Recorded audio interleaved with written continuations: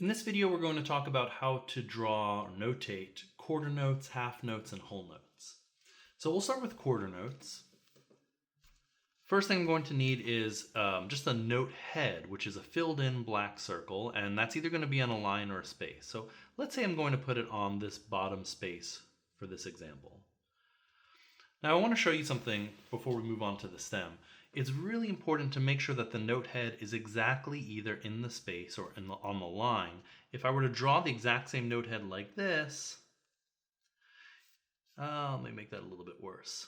It's a little unclear. It almost looks like I'm on that bottom line when in fact I want to be on the bottom space. So try to be as clear as you can. I'll show you an example. If I wanted it to be on that bottom line, I might do something like that. Make it as clear as possible that I've got the line going through that note. Okay, now in this example that I'm creating, the stem is going to go on the right-hand side and it's going to go up.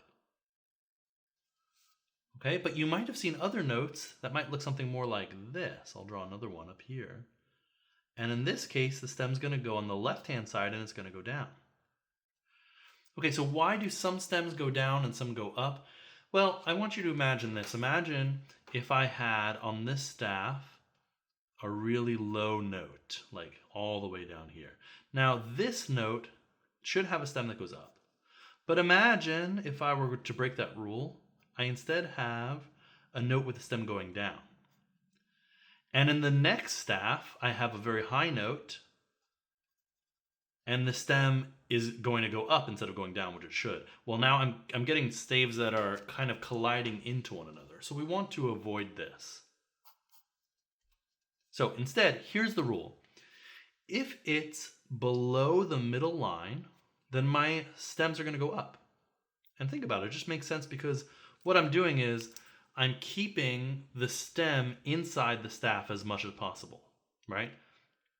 It's possible that I could have a higher note. Maybe my stem goes a little bit outside the staff, but it's not going to get too far outside of the staff.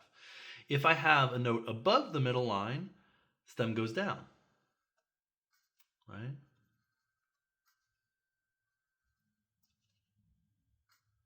Okay, so what happens if I have a note exactly on the middle line?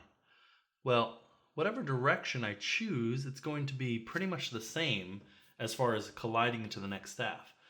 Some people will say that when the note head is on the middle line, the stem has to go down. I've also seen some people say the stem should go up, and it depends on if you're writing instrumental or vocal music, because vocal music you have lyrics also to worry about collisions with. The truth of the matter is, any note that's on the middle line, the stem can go in either direction.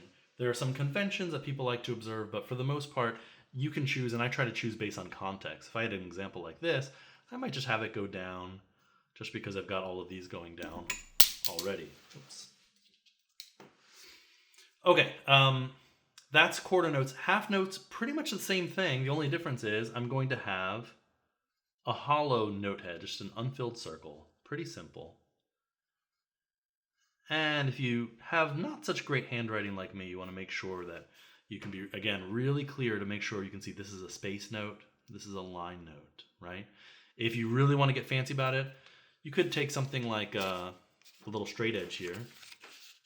For your stems, you might do something like this, just to help out a little bit. That wasn't a great example, but you get the idea. Okay, of course, whole notes are the simplest because you have no stem. All you have to do is do that little empty note head, and you're done with your whole note. Pretty simple stuff. If you found that video helpful, please click the subscribe button below to find more videos just like it.